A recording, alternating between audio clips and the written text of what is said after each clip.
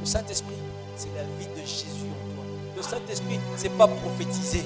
Le Saint-Esprit, c'est pas chanter. C'est pas prêcher ce que je suis en train de faire ici. Le Saint-Esprit n'est pas tout ça. Il n'est pas un don. Le Saint-Esprit, c'est la personne de Jésus en toi. Quand on dit, vous recevrez le don du Saint-Esprit, Babengi Saint-Esprit dont tu balobi, hein,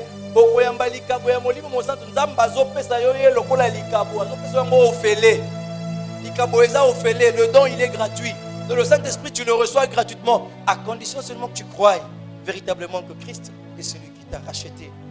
Et véritablement c'est lui qui a payé le prix pour ton salut à la croix. Et tu te tiens là, tu attends Seigneur, je le crois. Mais tu m'avais dit de ne pas bouger. Tu m'as dit d'attendre. Après avoir cru, l'Esprit de Dieu allait me remplir, m'envahir, me baptiser, m'enflammer. Seigneur, j'attends que tu m'enflammes. Celui-là ou celle-là verra la gloire de Dieu dans sa vie. C'est ça la gloire de Dieu. La gloire de Dieu, ce n'est pas l'argent que tu recevras demain.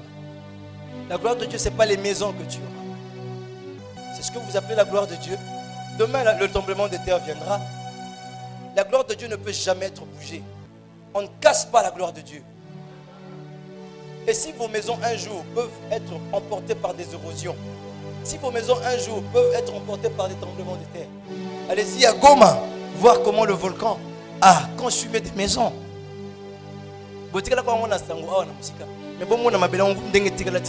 Malgré qu'ils essaient de se reconstruire, allez-y voir comment Goma est devenu.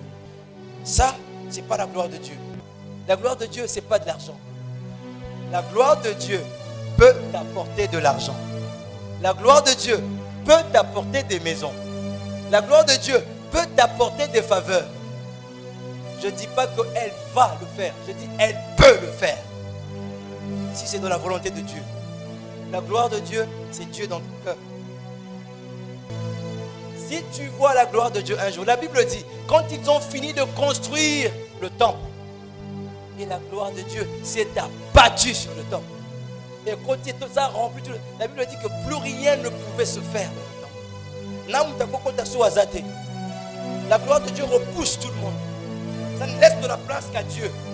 C'est comme ça on dit la gloire de Dieu. Ça ne laisse de la place qu'à Dieu. Quand Dieu est entré dans le temple de Salomon, plus personne ne pouvait servir. Plus personne ne pouvait entrer. Rien que Dieu et Dieu seul. C'est cela la gloire de Dieu. Est-ce que dans ta vie c'est cela le cas? Rien que Dieu et Dieu seul.